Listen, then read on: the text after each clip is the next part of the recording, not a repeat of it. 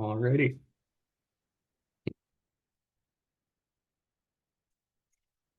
Okay. So just starting out with some common definitions. NOP defines organic fraud as the deceptive representation, sale, or labeling of non-organic ag products or ingredients as 100% organic, or made with organic. The Organic Fraud Prevention Plan, which the regulations don't actually define an organic, like don't use the phrase organic fraud prevention plan. There's think tanks going back to like 2017 called GFSI, which is the Global Food Safety Initiative, that published guidelines on creating just food fraud prevention plans. And then once the regulations, the organic regulations, started talking about fraud prevention, the OTA, for instance, have developed guidelines on making fraud prevention plans as well. But the definition of a fraud prevention plan is a company plan that documents the vulnerability assessment, mitigation measures, and verification procedures that will be performed and maintained to verify that the plan is effectively implemented. Critical control points. That's a step or a procedure in the process flow or the supply chain at which controls can be applied to prevent the organic integrity of an organic ingredient or product from being compromised. Control points are essential components of an OSP and identify the places in a product process flow or supply chain where the organic integrity of a product could be compromised. And those critical control points really are kind of at the heart of the whole point of these fraud prevention plans. GFSI training, hammers home that, the point of it's not to try to catch fraud, it's to prevent it. The whole point of all this is prevention. Mitigation measure is a measure taken to decrease the vulnerability to organic fraud in a given supply chain, which is the prevention there. And then the strategy is essentially a group of those mitigation measures together aimed at preventing food fraud in a given supply chain. And then a vulnerability assessment, which is probably the biggest chunk of a prevention plan. It's super specific to everyone's individual operation. It's within a food fraud management system, the step aimed at reviewing and assessing various factors that create vulnerabilities in a supply chain. Essentially weak spots where fraud has greater chances to occur. And so that will be essentially, a company, looking at itself, looking at its own supply chain and assessing where potential fraud could occur. The updates to the regulations surrounding this occur in 205, 201 for the OSP, and a description of the monitoring practices and procedures to be performed and maintained, including the frequency which they will be performed to verify the plan is effectively implemented. And then the update was this section that this must include a description of the monitoring practices and procedures to verify suppliers in the supply chain and organic status of agriculture products received, and to prevent organic fraud as appropriate to the certified operations activities, scope, and complexity. And that's a big point right there, is that these prevention plans are just, they need to be as complex as the operation, and so it doesn't need to be as terrifying as it might sound, unless it's a super complex operation in which there needs to be a more robust plan in place. And a lot of this stuff will probably be things that folks are already doing. It's just having it laid out in a plan. This is just the verbiage that was in the SOE Final Rule surrounding supply chain traceability audits and organic fraud prevention. And so I just wanted to highlight these, saying that certified operations must maintain records of their activities that span the time of purchase or acquisition through production to sale or transport, have records that trace back to the last certified operation in their supply chain, maintain audit trail documentation to facilitate supply chain traceability audits, including identification of the products as organic on audit trail documents, and describe in their OSP the monitoring practices and procedures used to prevent organic fraud and verify suppliers and organic product status.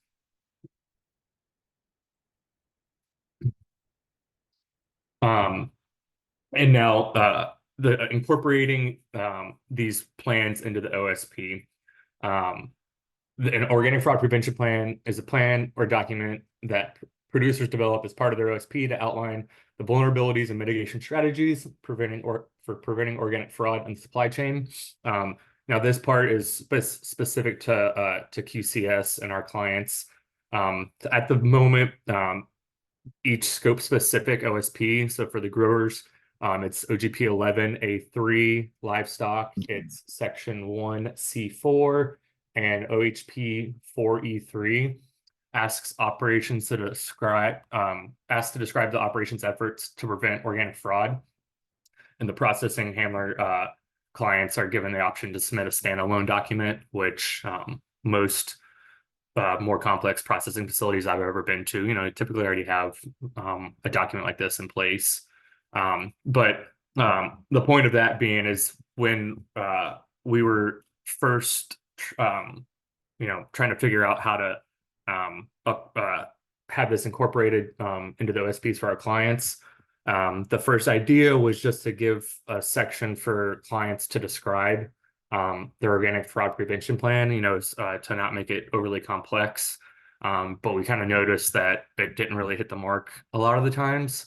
And so our solution for now is that, as these as that section of the system plan is being reviewed, if the reviewers find that it's insufficient with the description, or if it just didn't hit the mark, we noticed that a lot of folks thought it kind of it was really close to the commingling questions, and folks kind of maybe just misinterpreted the heart of the question. We've developed a standalone document called OSP 9 Organic Fraud Prevention Plan that will ask to be filled out, and eventually we plan to develop a more robust universal organic fraud prevention plan section, while also just allowing folks to submit their own standalone document. And these are I just took screenshots from each section. Here's the OGP, and then ask it to describe your fraud prevention right there. OLP is very similar. It's just a one question box here. And then the OHP is a little more robust, and it gives the option to submit standalone documents, because we figured that would kind of be more of a default for a processor. And so what's the purpose of these? The purpose of the plan is to document how operations ensure only compliant suppliers and organic products are used, and details the steps taken to prevent instances of organic fraud. The plan must evaluate or map all unique supply chains of certified organic items, products, ingredients, livestock that are purchased or brought to the operation. And it must also describe how the suppliers are verified as being compliant, as well as how the actual products are verified to retain organic status from the supplier to the operation. And again, a lot of this stuff, are already requirements or best practices that folks are already doing. It's just being asked to be laid out in a plan. One thing to point out here, and a lot of this stuff might be repetitive as I go through these, because I was pulling information from a lot of different places, but and this will come up later too, but these supply chain maps, it doesn't need to be for every single thing. It would be for every unique type of product or supplier you're receiving from. And so you're not like, if you have 20 suppliers and they're all domestic, and they're all certified, you would only really need one supply chain map for that example of a supply chain. And here's and again, these are all guides for organic fraud prevention plans. That this is just suggestions on things that would be included. So you would want to have the names and roles of the organic fraud prevention team, including the designated lead, the vulnerability assessment, and then the attached mitigation measures, the monitoring procedures that are implemented to see if the mitigation measures are effective or not. The verification activities that can include testing, doing supplier audits, specification management, and blockchain, which is a little more on the higher technology side of it. And I believe like some of the larger like corporations have developed some blockchain technology to be able to trace a product like through multiple steps of a supply chain. Internal audits, incident management procedures, documenting when these mitigations maybe break down and what was done to fix it. Communication and training strategy, description of record keeping, management review and sign off, and then integration into the OSP or as an attachment. And I'm going to go through these sections a little more. And here's just a general approach to preventing organic fraud. And again, we're not, entities aren't, being tasked with catching organic fraud. It's, setting your operation up to be able to prevent it or identify it as well. So conducting that vulnerability assessment, and vulnerability assessment has, a couple different scenarios, knowing your products and the risks, the history of the product, economic and geographical factors, where it's coming from, if there's conflict in an area at that particular time that could affect the supply chain, just knowing your suppliers in general, if it's a manufacturer or broker, if you're getting it from a certified or an uncertified entity. Sometimes, you find that, folks didn't realize that they're actually receiving it from, a broker or an uncertified entity. And so it's just, hey, like doing a little homework, just to look into your own supply chains. The history of the supplier, if they've had a bad history possibly, and, like the length of the relationship, the business relationship with that supplier, if you guys have been dealing with them for 10 years versus if they're a brand new one.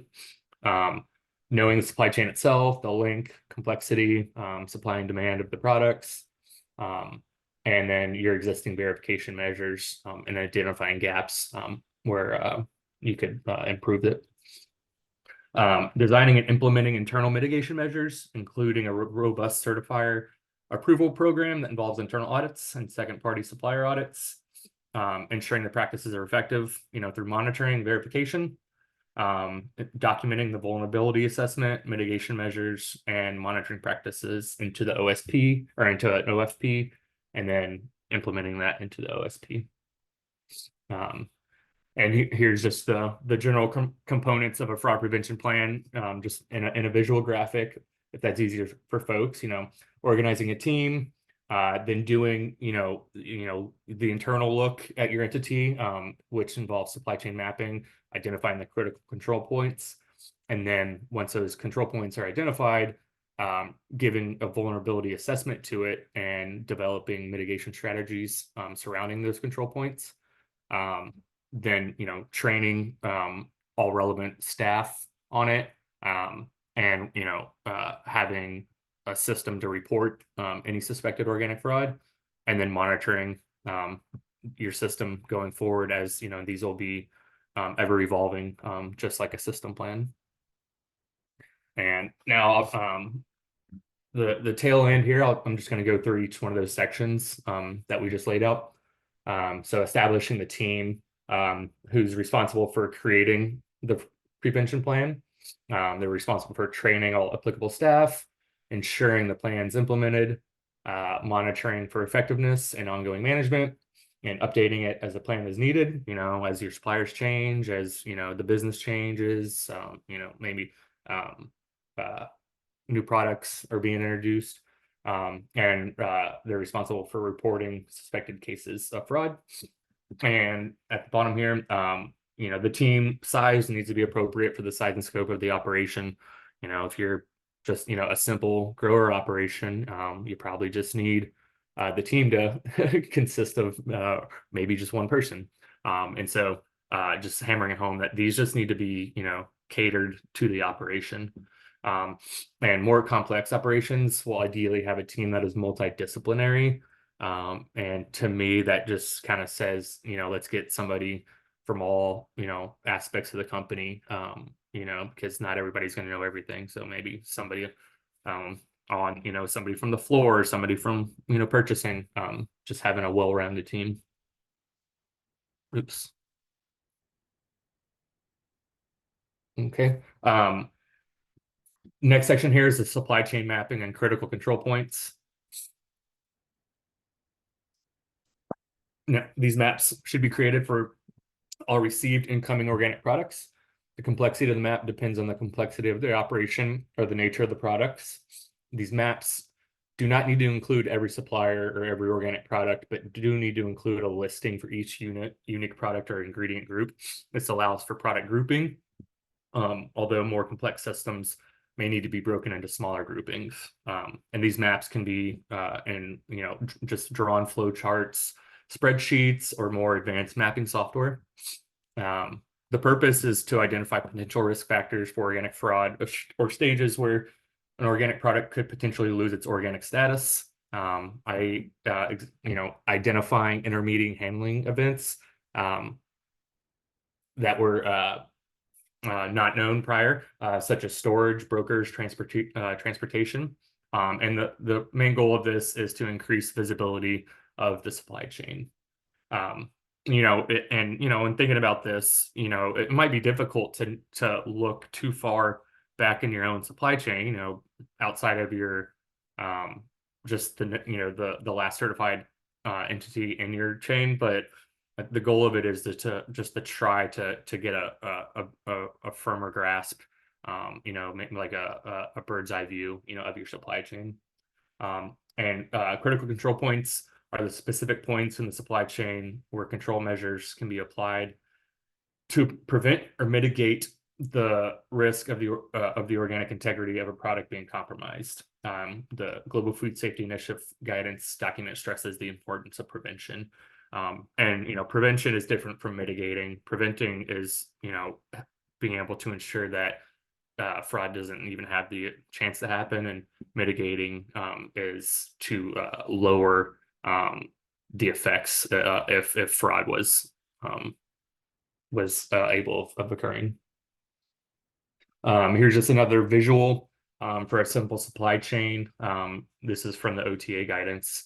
And just showing that, going from, a field, then it's going to storage or transport, which would likely be, could be an uncertified aspect of it, then to the food processor and to a manufacturer, and then out to a distributor and retailer. This next one is just a little more specific, for like a crop, just to give an example for a grower. And let's say you're the grower, you're on the far right of this diagram here, and you're receiving seedlings from a nursery.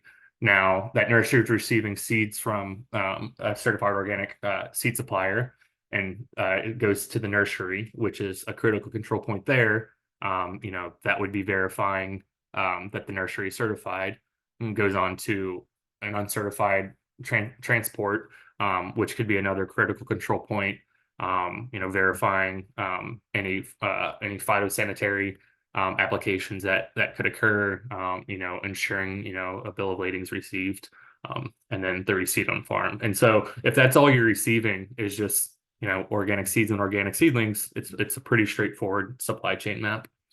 And then OTAs developed just a little more complex visual here that I'm not going to follow all the way down, but it's mapping, importing of products to a facility in the US, and then its journey out to consumers.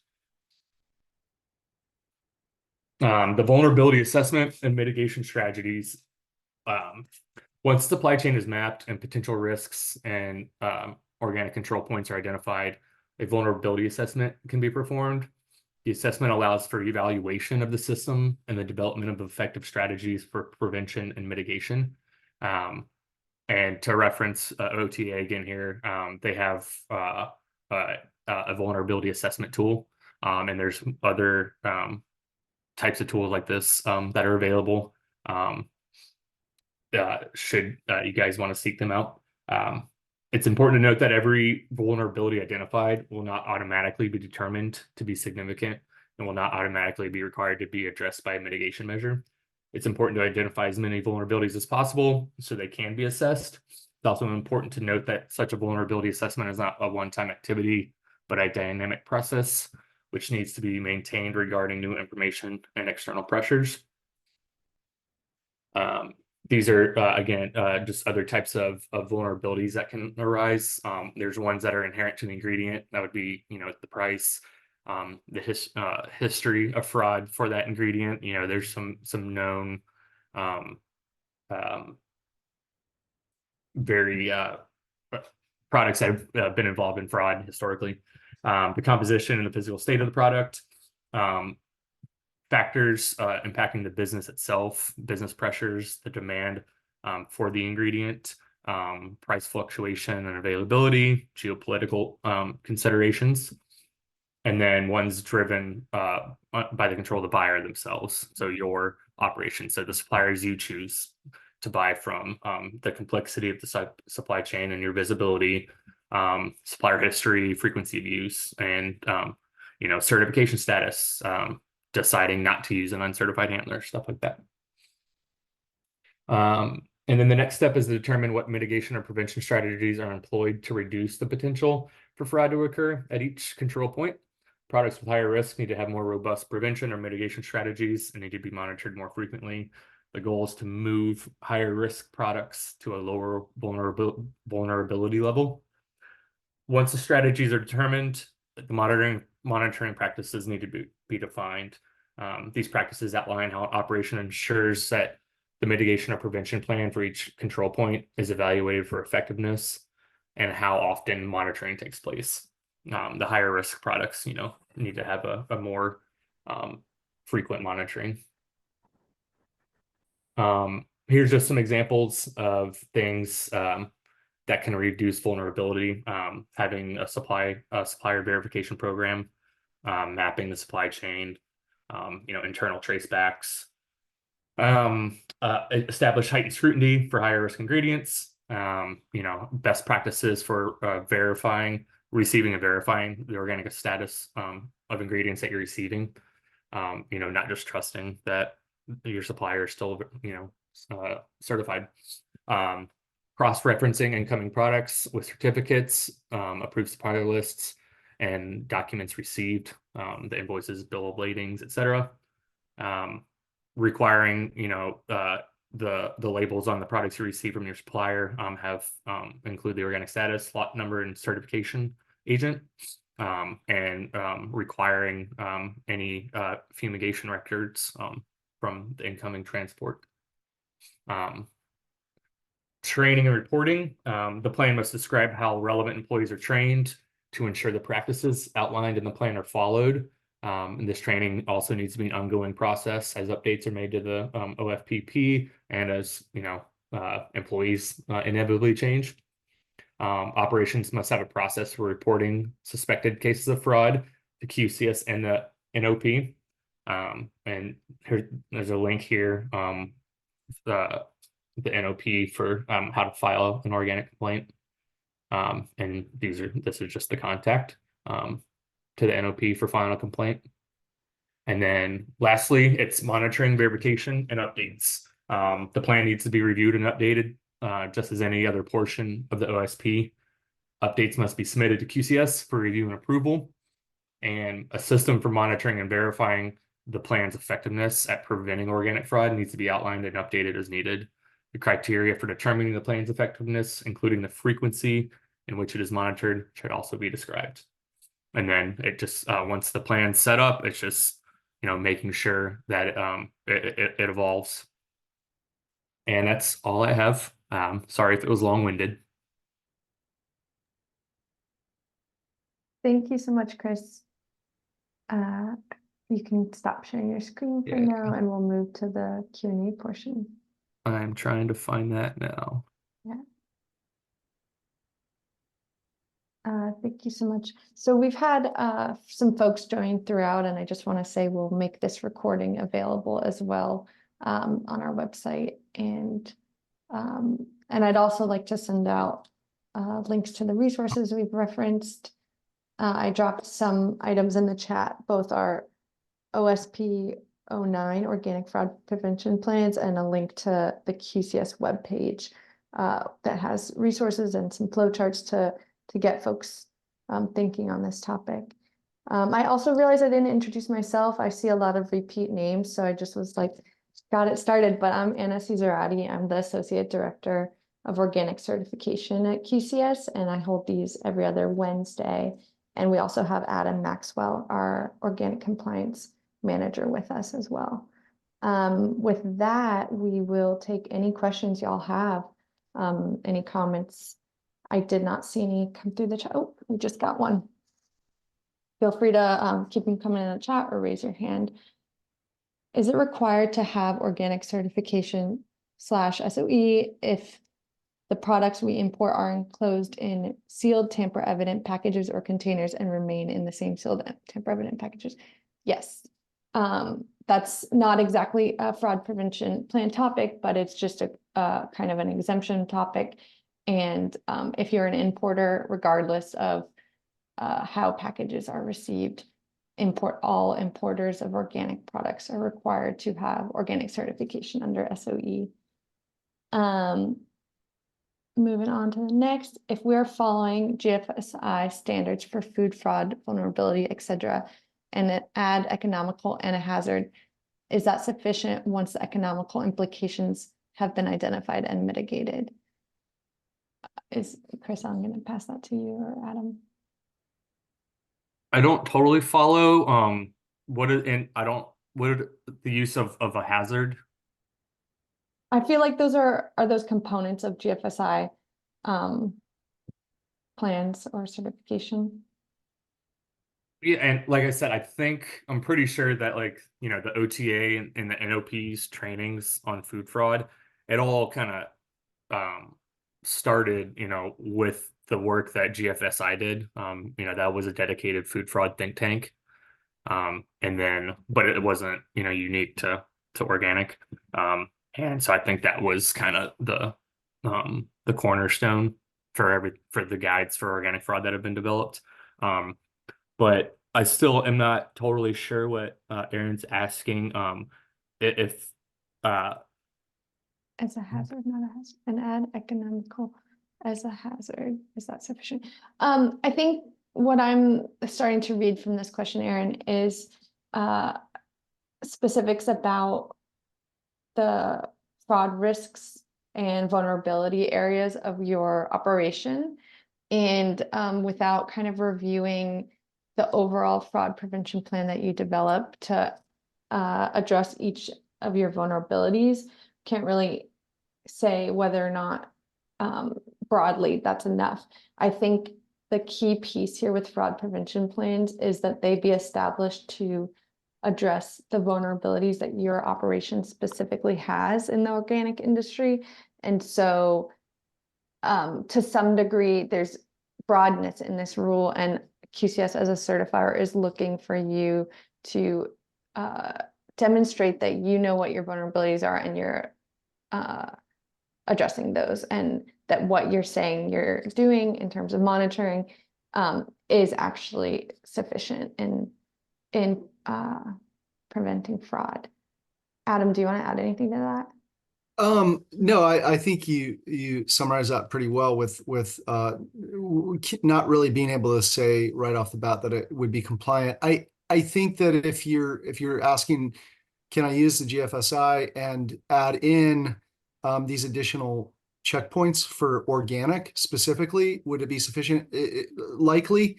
Because like Chris said, a lot of this is based around GFSI. So it's possible that you already have something in place that might need a little tweaking to meet the spirit of the rule. I would just reiterate that, the purpose statement that Chris shared in the beginning of what the spirit of this rule is. And that is to really be verifying that what you're bringing into the supply chain is compliant, and those who are bringing it to you is compliant, and then of course, you know, transportation piece and that sort of thing. But really looking at the purpose. And also I'll add, and I you know, obviously didn't write the rule, but this is really the regulation seeking partnership with certified entities, seeking partnership in protecting the organic label, and asking certified operations to be participatory in verifying what they're bringing in into the supply chain, as complex or simple as you may be. So. And I'm curious if that, going back to Aaron's question too, if folks are asking, and it kind of looks like we have something similar too, it's like, hey, if we already have a fraud prevention plan in place, is that sufficient, you know, to meet this requirement too within the organic regulations? And kind of to, I guess, half answer that, and kind of repeat what Anna said too. It's like, you know, it just depends. Like if that plan that's already in place, you know, as your organic certifier, if it has enough assessments in place for your organic products, you know, already there. I mean, I would assume some of them could be sufficient and some of them couldn't be. Like I don't think you wouldn't we would not accept, you know, I mean, I was expecting, you know, a lot of processing facilities to present us with documents that they already have. But they might need to be updated, you know, slightly for the new verbiage in the regulations. But yeah, like if something already exists, like I don't see why anybody would need to reinvent the wheel. We just need to make sure that you know, what already does exist, you know, satisfies the regulations, what the regulations say, and as your certifier, if we think it is sufficient. Right. So I think a key thing here, a good starting point for if you already have a food fraud plan in place for like a food safety certification is, does it have all the organic control points mapped out? And so I'll move into answering Gerardo's question too, because it talks about the critical control points. And so it's going to look different based on the activities your operation is conducting. But let's say a processor of some sort, then are there exempt handlers in your supply chain that you're sourcing ingredients from? And that's a critical control point. And for farmers, are you using non-organic seed? That becomes a critical control point. And actually our OSP 9 has critical control points listed as examples that folks can kind of indicate are relevant, and then say what is their mitigation factor for that element specifically. What are we doing to address that? So listed there are non-organic inputs used in organic production, like non-organic ingredients or processing aids.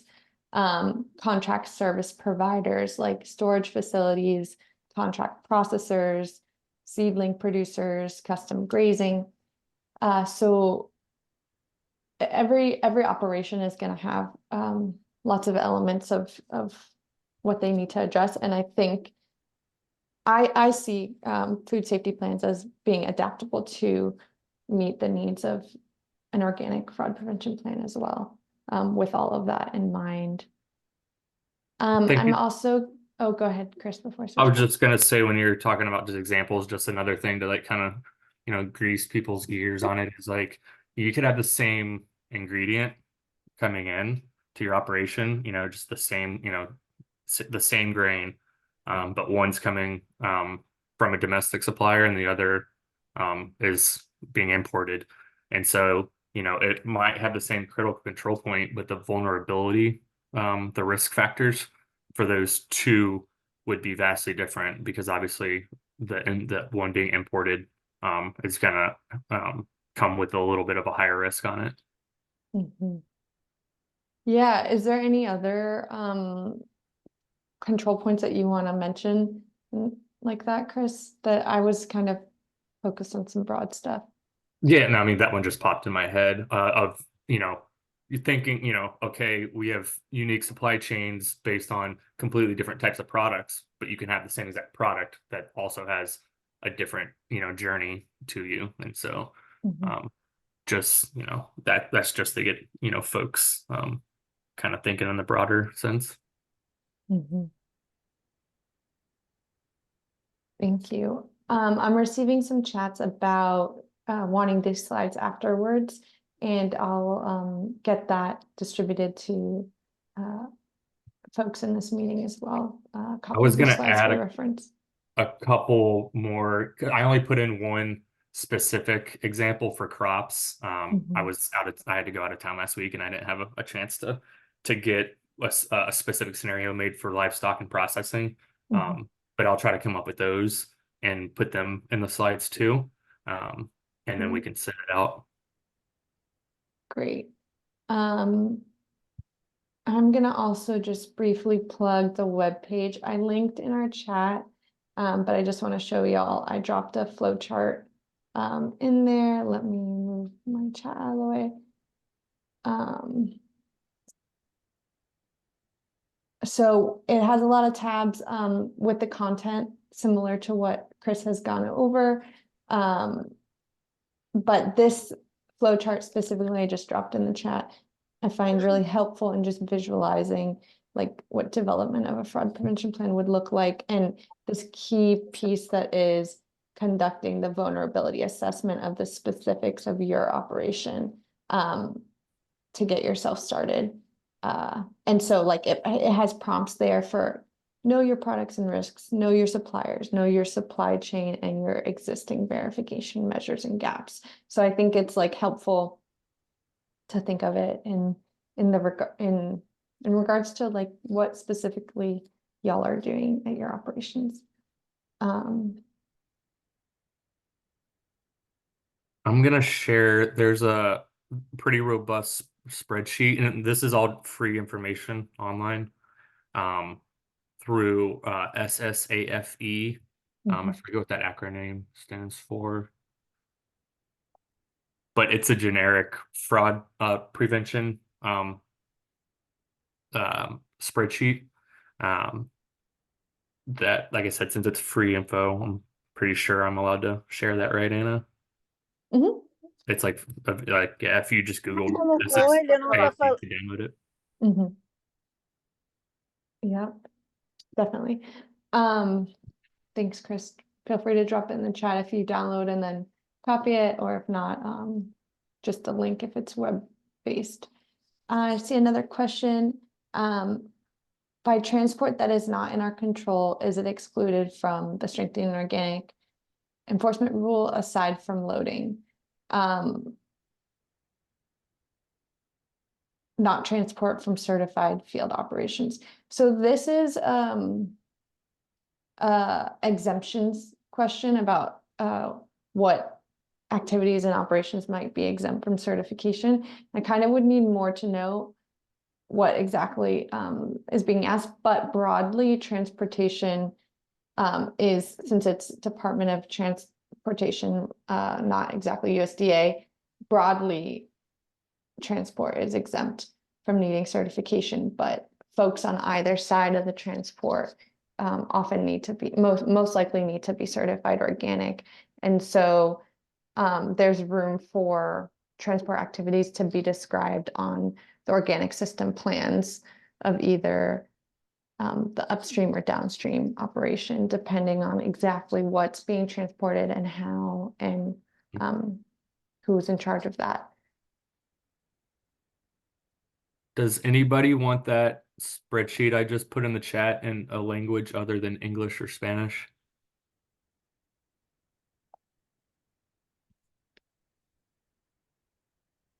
Let us know in the chat if you choose.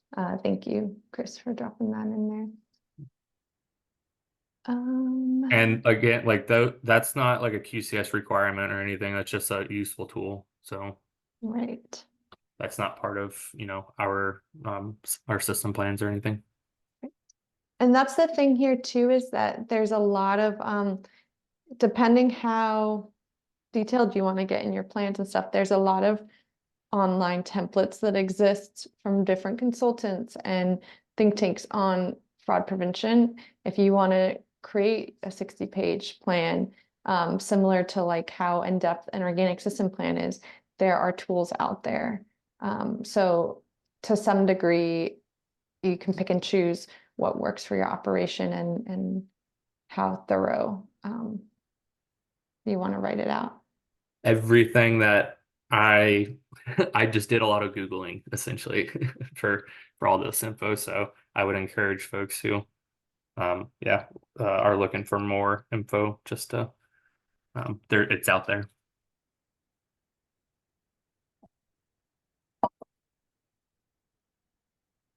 I'm not seeing any new questions in the chat here. Does anyone have anything they want to raise their hand and ask, or I'll leave us open for a few more minutes. But if I don't see anything new come up, we'll close the meeting.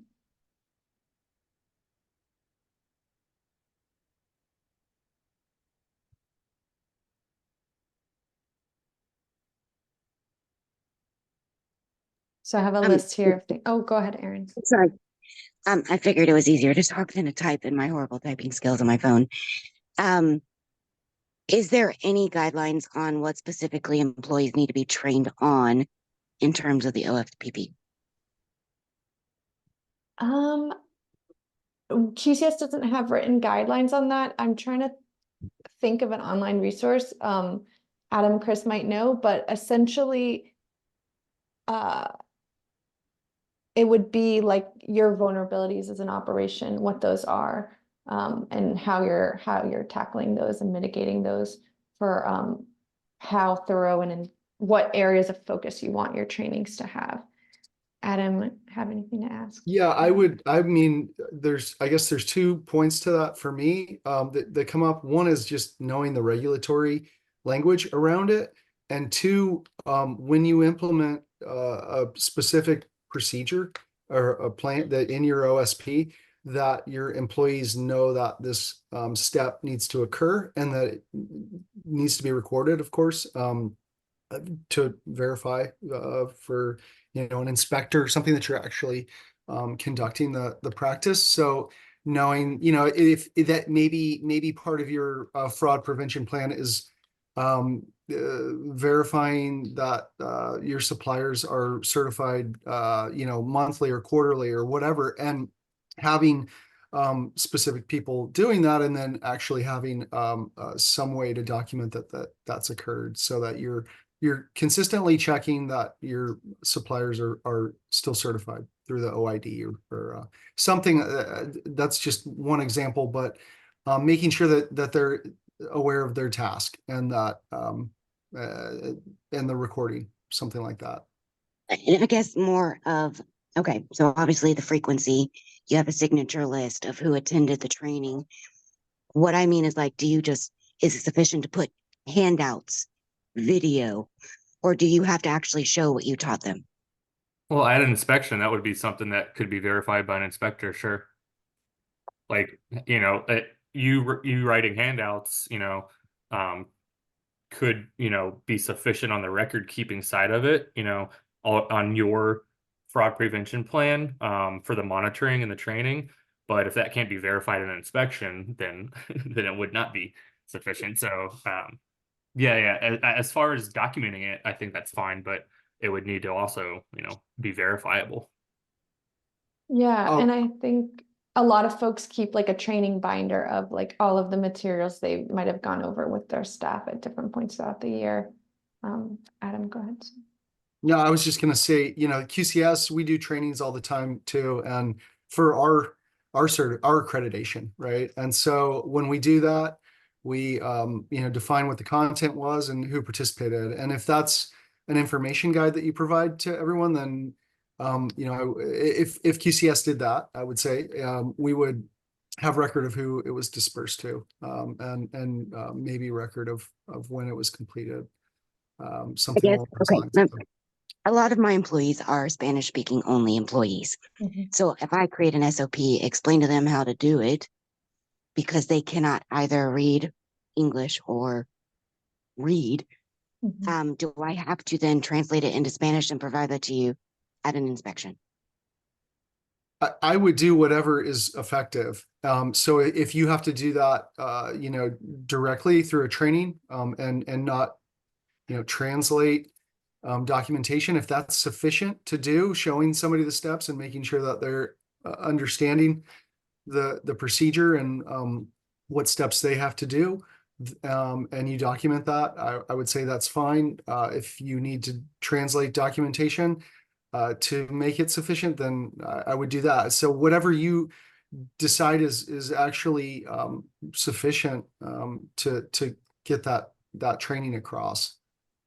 You know better than we as to what that would look like for your particular operation. Yeah, because if they're not able to intake the information that you're providing to them, I would think that would be an issue. Oh, no, I totally understand that. Again, GFSI makes us rigorously train, but they make us do it in a language that is understandable by the employees. Right. And then they provide Cornell University DVDs for me to show. I have yet to find any resources on organic practices out there in the industry in a Spanish speaking language. We probably could provide you the regulations in Spanish if I mean at a basic level, they do have the CFR translated, the 205. So that's something we could probably provide if it's not on our website already. Aaron, we have Yeah. offices in Ecuador and DR. Yeah. So everything that we have is in both Spanish. languages. Mhm. Mhm. Right, and so Perfect. that's, if you have something on file and then you share that with the inspector and they can't understand it, like if it's needed later at a review stage, we can always request that and translate it, but we certainly have like Spanish speaking staff, so that's not a Mhm. barrier for us. But I'm glad to hear like the critical pieces that your staff understands and stuff. So I think we're on the same page there.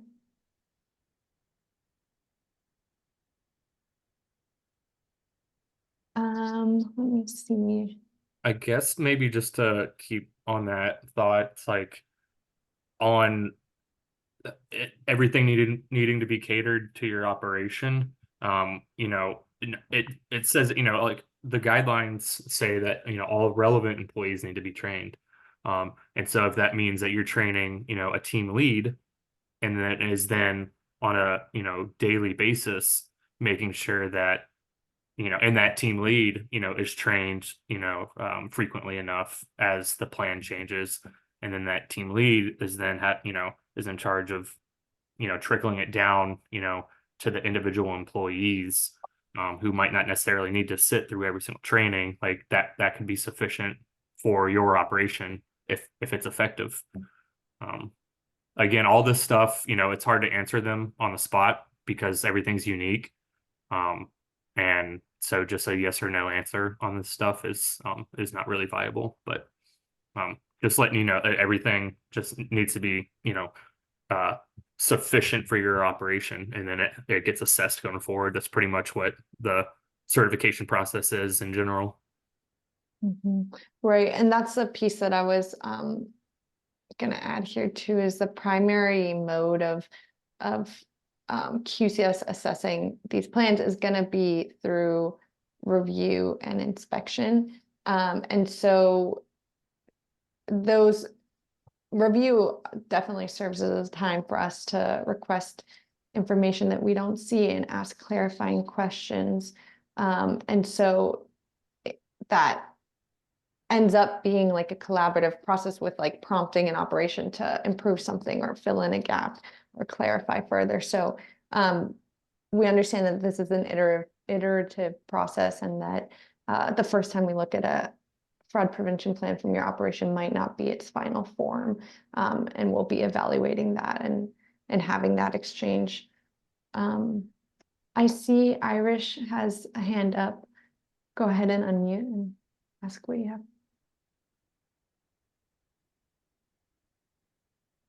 You're muted, Irish.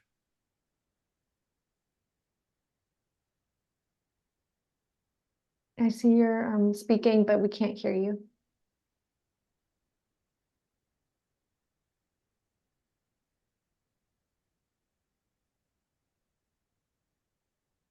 Irish, do you see the microphone icon? Yeah. Oh, perfect.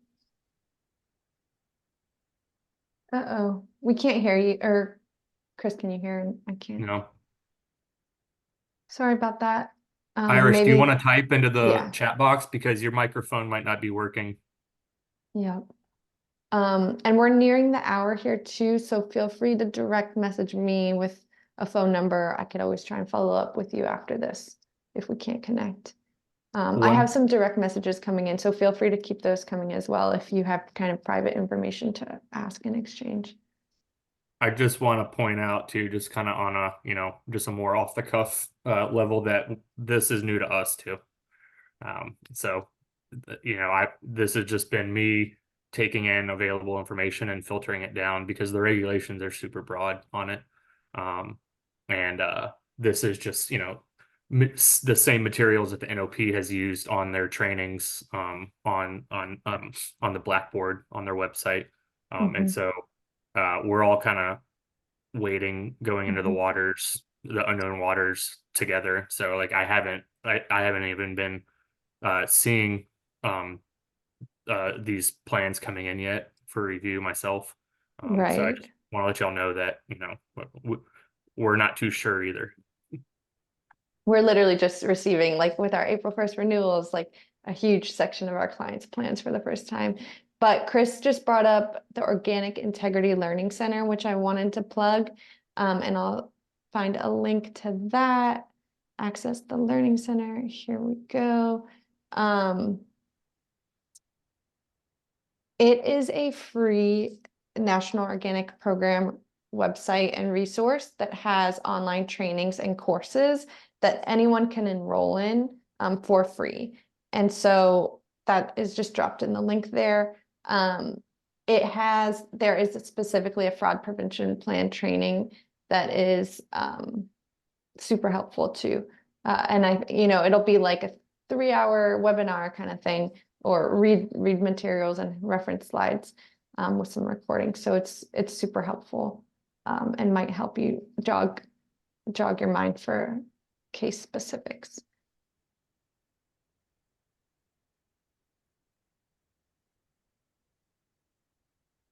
You do have to register with an email to have an account that you log into, and then you'll have access.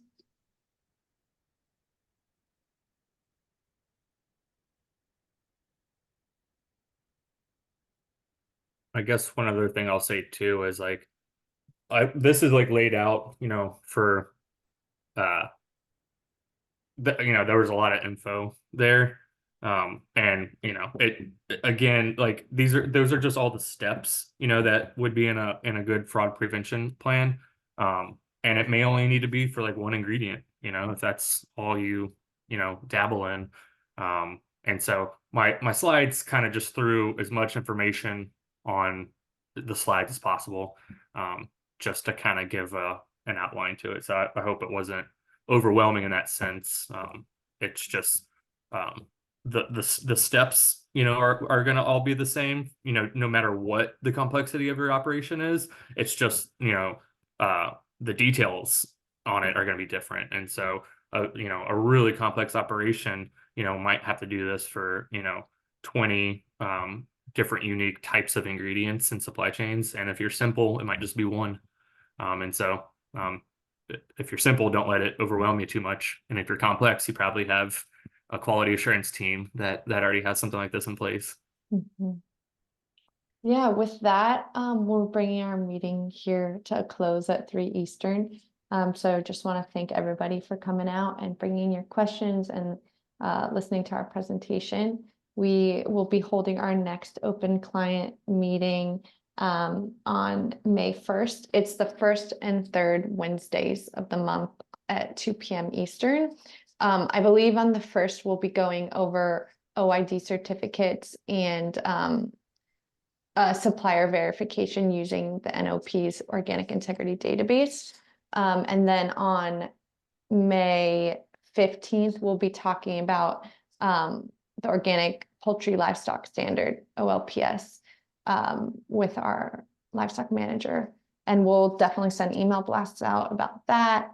And I see one more question from Grant about, can we submit our current fraud plan and supplier approval process if we would like it reviewed to ensure that it's compliant?